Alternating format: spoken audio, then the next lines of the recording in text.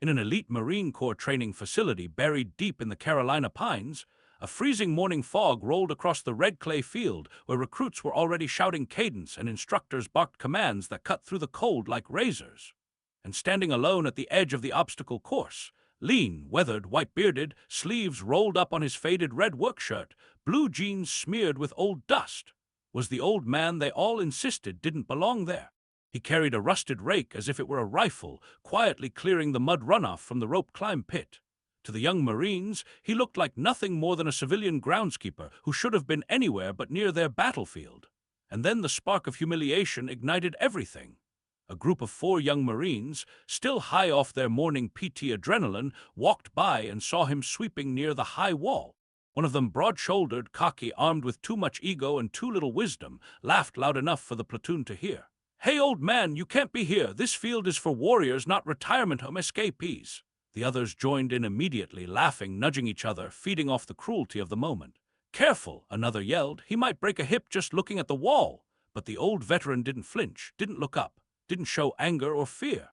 He simply kept raking the mud with that same slow, practiced rhythm, as if the insults passing around him were nothing more than wind.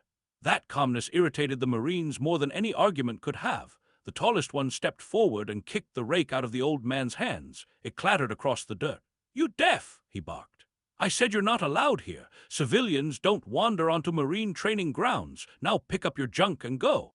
The veteran straightened, his movements deliberate, quiet, almost ceremonial. He looked at the Marines with steel-gray eyes, eyes that had seen far more than any of them could imagine. His voice was soft but carried an odd weight. "Son, this ground has known me longer than it's known you." The Marines burst out laughing again. "Oh, yeah," the tall one sneered. "You served back when rifles needed bayonets because bullets hadn't been invented." Another added, "He probably thinks he trained the first Marines at Tun Tavern." The old veteran simply lifted the rake, dusted it off, and returned to his work as if their mockery meant nothing. But the recruits watching from the PT line felt something strange, an uneasiness. Something about the old man's posture didn't match his clothes. It was the stance, the balance, the unspoken presence, the soft-spoken authority. And then the moment arrived, the line that set the entire story in motion. The tallest Marine shoved the old man's shoulder. "I said leave, you don't belong on Marine soil." The old man finally looked him fully in the eyes. Calm, steady, unshaken. "Marine soil," he said quietly. "I bled in it before your father even learned to salute." The laughter died instantly. A few recruits went still. Something about that sentence, simple, controlled, almost whispered, shifted the air. But before anyone could question it, a sharp whistle blasted across the field from the administrative offices. Doors slammed open. Boots thundered on concrete. Someone important was coming, someone who had heard the shouting, someone who recognized the old man's voice before he even saw his face. And in a few seconds, the entire training field would freeze at his name. Keep listening. And which city are you listening from? And if you enjoy the story, please subscribe for more. The tension on the training field thickened like fog rolling in from the tree line. The 4 young Marines who had mocked the old man stiffened as the whistle echoed again, sharper this time, urgent. Everyone knew that whistle. It wasn't an instructor's signal. It wasn't a drill. It was the call used only when a senior officer stepped onto the training grounds unexpectedly. The old veteran resumed raking the mud as if nothing were wrong, but the recruits felt something shifting in the atmosphere, like the ground itself knew a reckoning was coming. The lead bully, still flushed with ego and the adrenaline of the moment, tried to reclaim the confidence he felt slipping. "Stand still," he ordered the old man again. "An officer's coming. If he sees you trespassing here, you're done." But the old man didn't look worried, not even slightly. He nudged the mud into a neat line with the rake, as though he'd performed this exact task 1,000 times before, maybe 1,000 lifetimes. The recruits whispered among themselves now, eyes flicking between the old man's faded red shirt and the approaching cluster of Marines sprinting across the field. "Who is he?" one whispered. "Why isn't he scared?" asked another. "Looks like he's been here before," murmured a third, but the ringleader scoffed. "He's a nobody. Just a maintenance guy who thinks he's still relevant." Yet even as he said it, his voice cracked, because approaching fast, boots pounding the track, cover tucked under his arm, was the operations chief of the training battalion, a hard-edged man known for breaking confident recruits like dry twigs. And he wasn't just walking, he was running. The bullies stiffened. Everyone did. The ops chief never ran unless something serious had happened, and he wasn't looking at the platoon. He wasn't scanning the field for safety violations. His eyes were locked, deadlocked on the old man with the rake. The lead bully swallowed, Hard, suddenly the stakes snapped into focus. If they had shoved a civilian contractor, they were in trouble. If they had shoved a veteran, they were in deeper trouble. But if they had shoved someone important, someone truly respected, they were in a level of danger that could end careers before they even began. The ops chief reached them first. His boots dug into the dirt as he skidded to a stop, breathing hard, sweat shining on his close-shaved head. But he didn't shout at the recruits. He didn't scream about disrespect or protocol violations. He didn't even look at them. "Sir," he barked, not at the Marines, not at any instructor, but at the old man. The field went silent, completely unnaturally silent. The bullies froze. The rake paused mid-drag. The ops chief stood at rigid attention, chest lifted, jaw locked, eyes forward, showing the kind of respect he had never shown to anyone outside command. The tallest bully whispered, "Did he just call him, sir?" The ops chief swallowed, struggling to catch his breath. "Sir, I didn't know you were on base again. Nobody told us you were visiting the grounds." The old veteran leaned on the rake handle like it was a cane, but his eyes were calm steel. "Just cleaning up a little," he said softly. "Didn't want the recruits slipping on the mud." The ops chief turned red in the face, not from running, but from fear, from embarrassment, from the realization that the training field had nearly committed sacrilege. "Sir," he said, voice trembling, "the commander is on his way. He heard someone thought they could move you off the grounds." Every recruit's heartbeat stopped. The base commander, highest authority on the installation, coming here for this old man. The tallest bully took a half step back, eyes widening, breath shallow. "Who is he?" he whispered desperately. And the ops chief turned slowly toward the recruits, giving them a look that foretold the storm about to hit them. "Boys," he said, voice low and reverent, "you just tried to throw off the one man this base is built on." The words hung in the cold morning air, heavier than the fog that clung to the training field. "The one man this base is built on." None of the recruits understood what that meant, not yet, but the impact struck them instantly. The tallest bully's throat bobbed as he swallowed, his earlier confidence collapsing like wet sand. The other three shifted anxiously, glancing between the ops chief and the old man with the rake, who still stood quietly, shoulders relaxed, eyes steady, as if the rising chaos had nothing to do with him. The field itself seemed to stop breathing. Instructors halted mid-step. Recruits froze during rope climbs and push-ups. Even the echo of cadence calling died away as word traveled fast, too fast, across the training grounds. The old man isn't just a groundskeeper. Something more, something deeper, something whispered about in fragments over late-night guard shifts was beginning to surface. The ops chief leaned in slightly toward the old man, lowering his voice even as panic trembled beneath it. "Sir, I tried to intercept this mess before it got out of hand." The commander was already walking this way. "He heard the shouting and he heard your voice." The old man closed his eyes briefly, as if those words pulled up memories he kept buried far below the surface. "Didn't mean to stir anything up," he murmured. "Just wanted the mud off the field before the recruits started their next round." But the ops chief shook his head sharply. "Sir, you being here stirs up history, the kind the entire Corps still teaches." The recruits exchanged looks of confusion, fear, curiosity, and something else, something bordering on awe. Their instructors began quietly lining up behind the ops chief, forming a silent row, each standing at attention without being told. That alone revealed everything. Marines didn't line up for anyone except officers or legends. And then from the far side of the parade deck, a distant rhythmic thumping began. Not running, marching. Determined, steady, unmistakable, the stride of command authority. Every recruit snapped to rigid attention. Even the bullies obeyed, though their legs trembled beneath them. The base commander, a man known for breaking platoons with his voice alone, was approaching with a small group of senior officers behind him. But as he drew nearer, something strange happened. His stride slowed. His posture shifted. The hardness in his eyes softened. The recruits watched, breathless, as this man, this colonel who never smiled, never hesitated, stopped in his tracks the moment his gaze locked on the old veteran holding the rake. The commander whispered something none of the recruits could hear. But the moment he said it, his entire body changed, shoulders straightened, chin lifted, eyes filled not with authority but reverence. He walked forward alone, his officers halting behind him. Every step toward the old man felt like a chapter turning in a story nobody had known they were part of. The tallest bully felt sweat bead down his spine despite the cold. "What is happening right now?" he whispered under his breath. The ops chief didn't answer. He didn't need to, because the next moment delivered the twist none of them could have predicted. The commander stopped 3 feet from the old man, his jaw clenched not in anger, but in the struggle of holding back emotion. Then slowly, deliberately, he raised his right hand to his forehead and delivered a perfect, razor-sharp salute to the old man with the rake.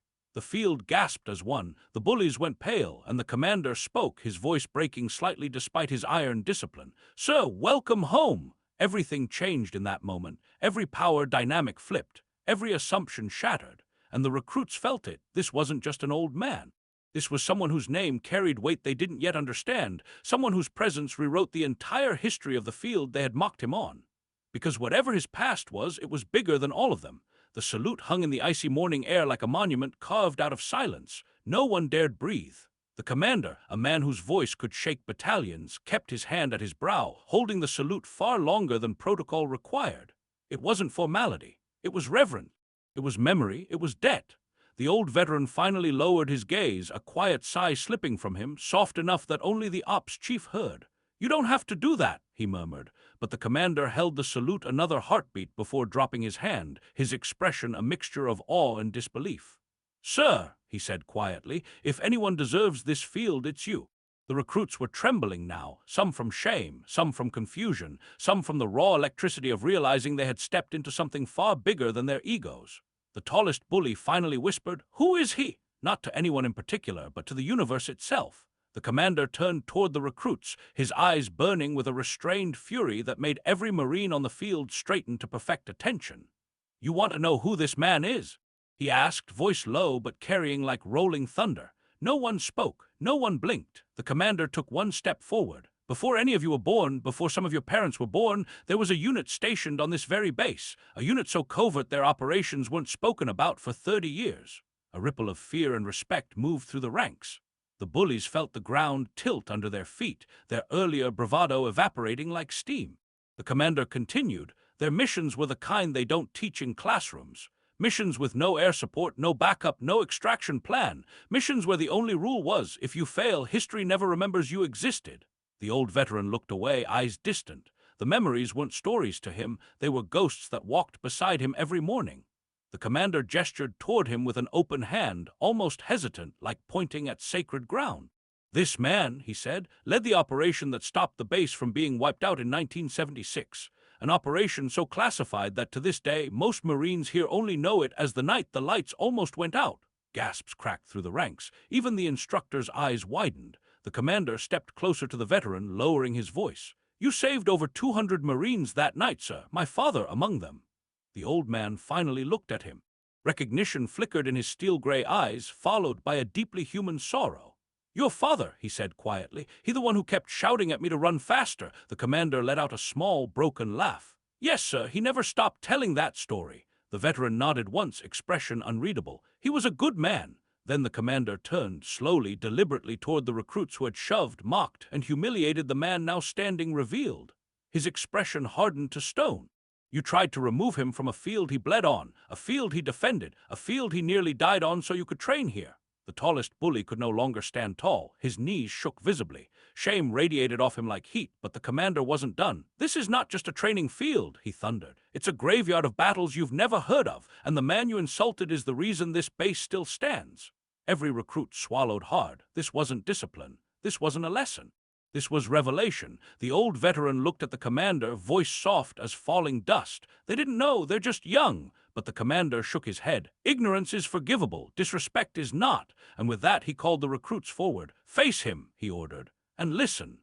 Because the next words the old man would speak would tear open a chapter of Marine history none of them knew existed. The recruits stepped forward slowly, boots crunching against the frost-covered dirt as though each step carried the weight of their shame. The tallest bully, who only minutes ago had shoved the old man without hesitation, now couldn't lift his eyes from the ground. His face was pale, jaw clenched, breathing shallow and uneven. Behind them, the entire training company stood motionless, waiting, knowing they were about to witness something that would be told for years after they graduated this field. The commander stepped aside and nodded to the old veteran. "Sir," he said gently, "they need to hear it from you." The old man didn't raise his voice. He didn't posture. He didn't lecture. He simply rested both hands on the handle of the rake, no longer a tool but a quiet anchor, and spoke as if remembering the story to himself. "Long before these barracks were built," he began, "this land was nothing but scrub brush, mud, and a small training pit we'd dig out with our own hands. We were young, like you, too loud, too confident, too ready to see glory where there was only survival." The recruits listened with rapt attention. Even the wind seemed to still. "Our team was small, too small," he continued, But that was how they wanted it: fewer names to record, fewer men to bury. His eyes drifted toward the obstacle course, as though seeing an entirely different field laid over the same dirt. We ran drills here before the operation, carried logs, ran sprints, crawled through mud. Same as you, but we weren't training for a competition. We were preparing for the kind of night where one mistake meant none of us ever came home. The commander swallowed hard at those words, his expression tightening. That night, the veteran said softly, the base was targeted by a coordinated assault. Communications were jammed, reinforcements delayed. The enemy used the fog and darkness. They were already inside the perimeter before anyone understood what was happening. The recruits shifted uneasily. The idea of their base under attack felt surreal. Our team wasn't supposed to be here, he continued. We had returned early from a different operation unexpectedly without notice. Luck maybe, or fate, he sighed. We moved across this very field, crawling through mud, keeping low, using the darkness.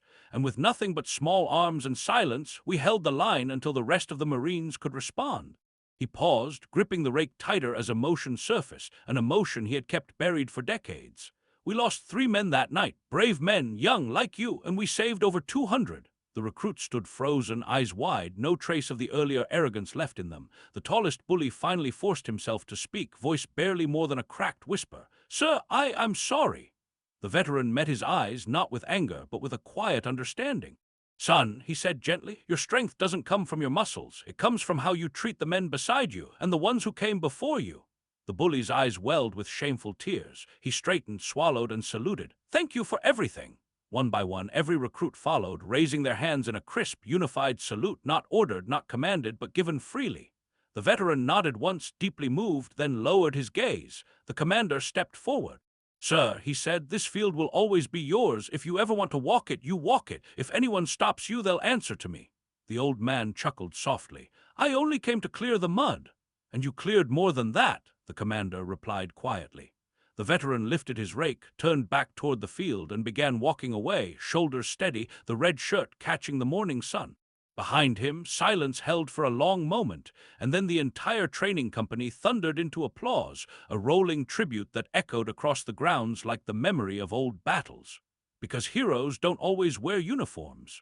Sometimes they wear faded work shirts and carry a rake, and the Marines never forgot his name again.